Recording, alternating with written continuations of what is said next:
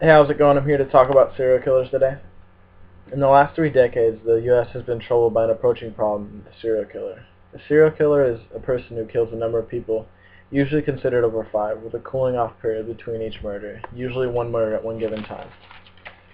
But 2 murders at one time can occasionally happen, and these murders may go on for a period of months or years until the killer is caught. Throughout the last 3 decades, the U.S. serial killer rate has risen 940%, and it is estimated that by the next millennium it will claim an average of 11 lives a day. Serial murder is an epidemic. There are at least 35 serial killers active in the U.S. today, who claim 1/3 of the annual murder rate. The USA has 6% of the world's population, yet it has 3/4 of all serial killers. Not only are serial killers appearing more in numbers in the U.S., but all over world countries are terrorized by serial killers, which are appearing in more numbers year after year.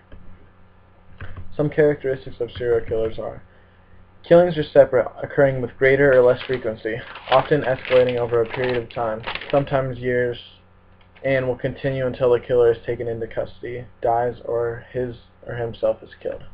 In common with normal homicides, killing tends to be more one-on-one. There are, however, instances where a serial killer has struck down more than one victim in a single incident. There is no or very little previous connection between the perpetrator and the victim. The persons involved rarely are being related. Although there may be a pattern or victim trait, individual murders within a series rarely display a clearly defined or rational motive.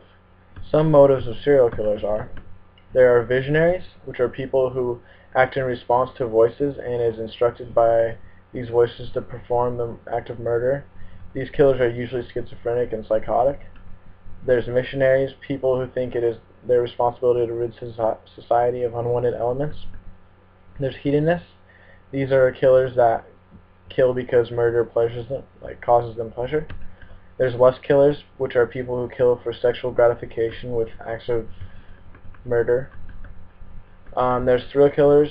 These are people who kill for desire, like thrill or experience. There's also gain killers. These are people who kill for personal gain. The killer premeditates the act to require financial gain or materialistic goods. While gain is not the main motive in a murder, some serial killers have took the opportunity to steal from their victims for their own personal gain. Lastly, there's power seekers. These are people who kill for the desire to have control over their life and death over others.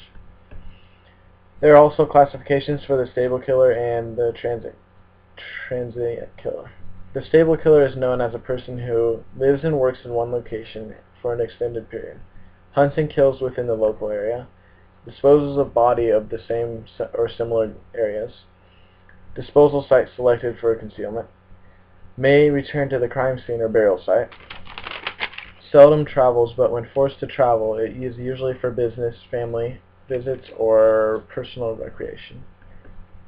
The transient killer is known as a person who seldomly stays in one spot more than a few weeks.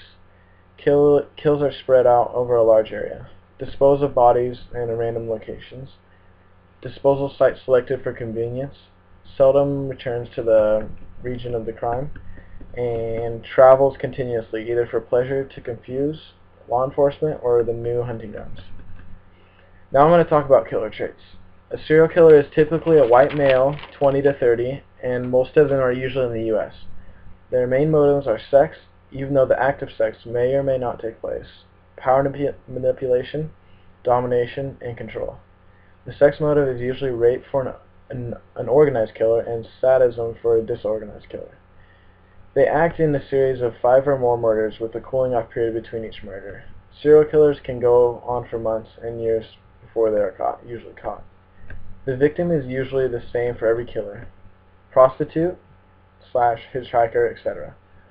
Their victims may also have the same or similar attributes in gender, age, and race, general look and residence, etc. Serial killers also stick by their modus operandi very closely and may change it with experience. Most murders occur by strangulation, suffocation, or stabbing, which is the prop I actually use today, a knife. I know it's probably not a knife that would be used for, it's actually like a serial killer would use, but a lot of serial killers use stabbing.